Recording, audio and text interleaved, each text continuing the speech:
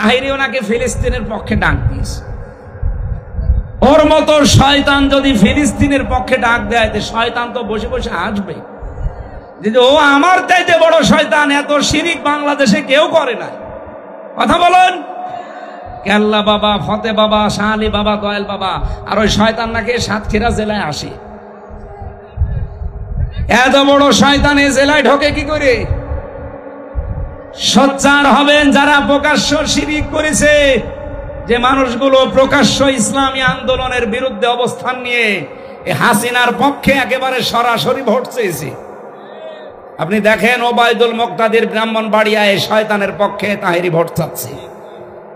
এত বড় video footage থাকার পরে সে জেলায় ঢুকবে মানে ও তো বাংলাদেশে থাকা ঠিক না, ও তো কাওয়া কাকুর মতো পালানো দরকার ছিল। এই কথা বলে না কেন? আর ফিলিস্তিনের পক্ষে এখন ডাক দিচ্ছে না, এগুলো সব ষড়যন্ত্র। দেখবেন আওয়ামী লীগের লোকজন দিয়ে যা টাকা পয়সা কামিয়েছে, এগুলো তাদের কাছ থেকে নিয়ে একটা বিশৃঙ্খলা তৈরি করার চেষ্টা করবে।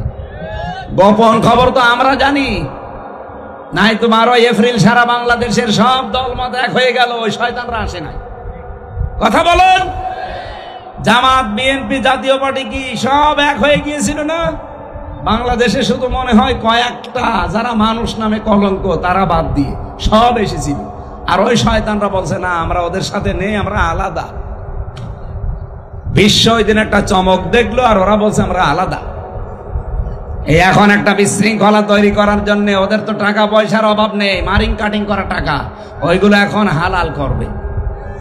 সেদিন সিলেটে 12 জনকে ওরা 3 কোটি টাকা দিয়েছিল। 3 কোটি বলেছিল দেশে একটা বিশৃঙ্খলা তৈরি করো, জামাত ইসলামের বিরুদ্ধে ফতোয়া দাও।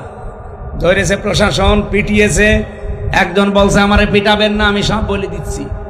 কি 3 কোটি টাকা আমাদেরকে দিয়েছে আওয়ামী লীগরা, বলেছে জামাতের বিরুদ্ধে কথা বলবা। আমরা তো টাকা হালাল করার জন্য ফতোয়া দিচ্ছিলাম। এই চলছে সামনে। আমার মনে হয় এরাও দুর্বিসন্ধি আছে, এরাও কিছু খেয়েছে বা পেয়েছে। এই 12 তারিখে গেলেন না হঠাৎ, এখন আপনাদের সাগাম দিচ্ছে মানে? এই কথা বলেন না কেন? এর ভেতরে কোনো দুর্বিসন্ধি নেই?